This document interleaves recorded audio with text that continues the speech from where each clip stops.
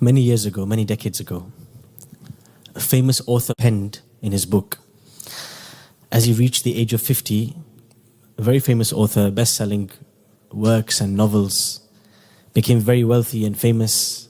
But in his 50s, he writes, "Why am I here? Where am I going? What is the purpose of it all? And what is it that I am doing?" This moment that he experiences in his 50s, he's a non-Muslim man, is what we call the crisis of meaning.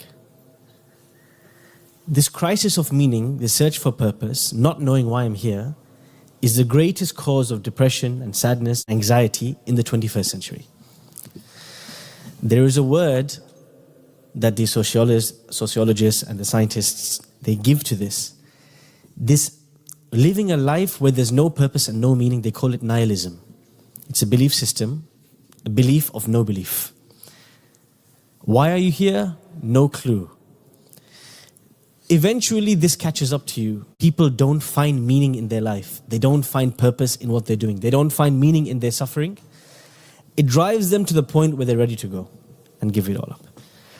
The question of purpose is the greatest question, of course, in all history. But right now, it's a question that many, many people struggle with. I'm going to start by asking you all a question, as I always do. I want you all to tell me, what is the difference between human beings and animals? The human and the animal kingdom. What is the difference between these two creations of Allah subhanahu wa ta'ala? Free will. What does that mean? So animals don't have the option to choose what they want to do? Are they like robots? So do animals make decisions? Animals choose to eat, to reproduce, to protect themselves, to get angry, to fight.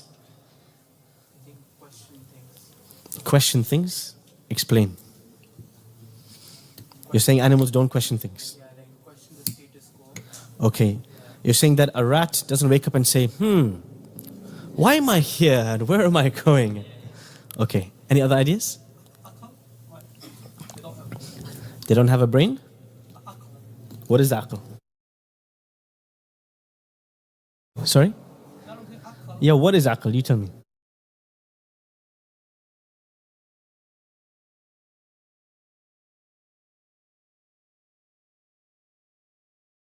Okay, so you're saying animals, they live like on survival. They eat, they drink, they reproduce. That's it. But they don't think about... Okay, they don't think about the future. They don't think about... They don't ask the big questions. Any other ideas? Okay, animals don't know the difference. They don't know the difference between right and wrong? They can't judge? Okay, just to answer Uncle's point about animals not knowing the difference between right and wrong, when they do studies on animals, such as apes, such as rats, etc., there are certain animals which show guilt when they fight or they kill or they are unjust towards another animal. They show signs of guilt. So they feel something is wrong. They have feelings, they have emotions. Do they have the same sense of right and wrong as human beings? Maybe not. But do they have some sense of, I did something wrong just now, I hurt this other person? It's proven. What did you say, Uncle? Are you saying animals cannot take decisions? No. Okay, animals don't have accountability on the Day of Judgment.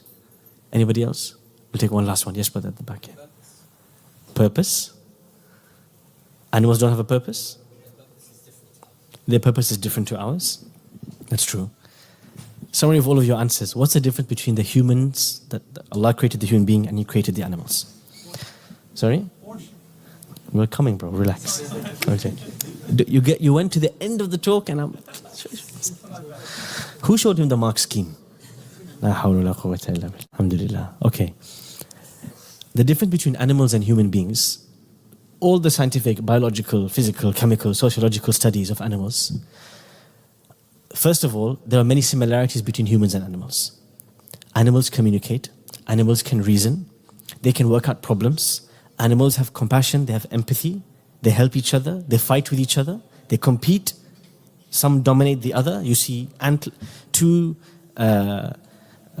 deers with antlers fighting. Why are they fighting? They're fighting for a female antler.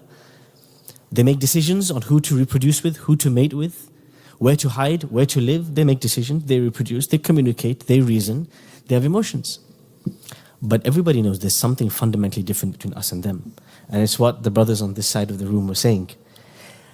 There is something that Allah granted human beings, which He did not grant animals, which is the question of why.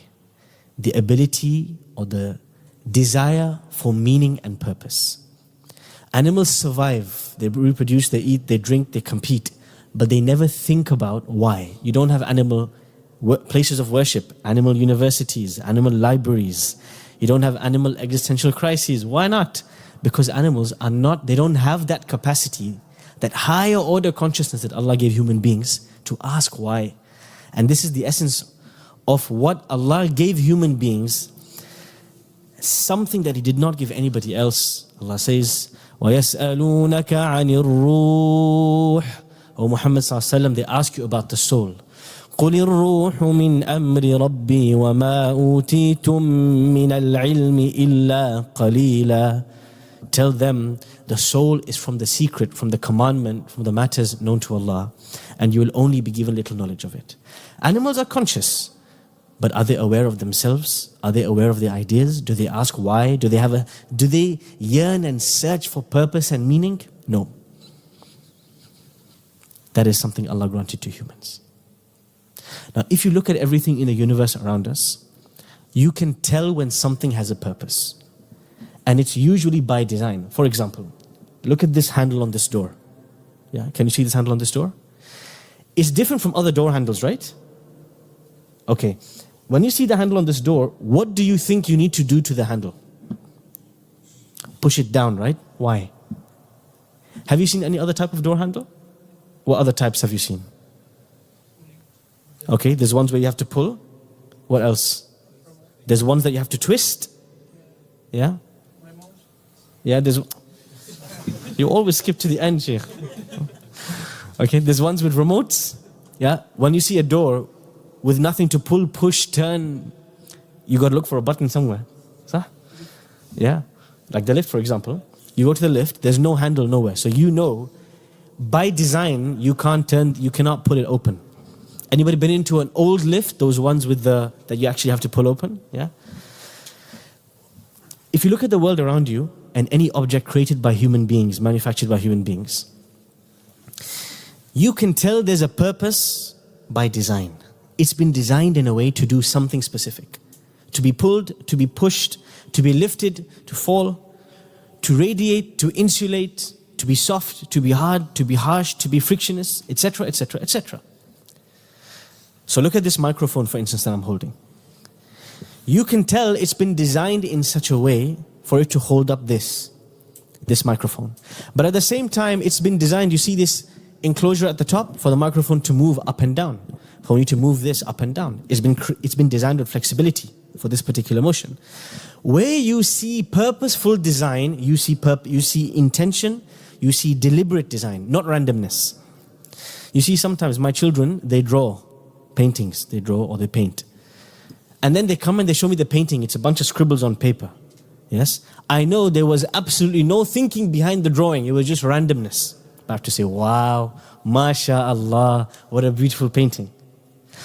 When you see, many people, when they think about purpose, they don't realize that to understand we have a purpose, all you need to do is look at the world around you. And Allah points this out frequently in the Quran. Allah asks us to look at the world around us to reach the conclusion it could not have been created without a purpose. Every single thing around me has a purpose. الذين يذكرون الله قياما وقعودا وعلى جنوبهم. Those who think of Allah standing and sitting on this and on their sides.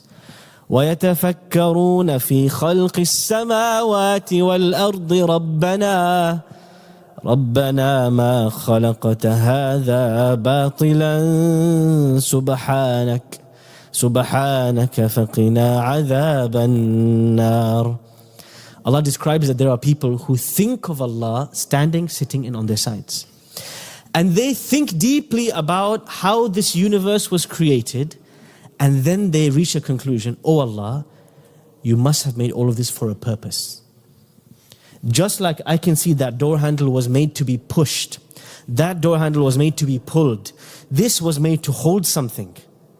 I can tell this world was made with purpose, not random.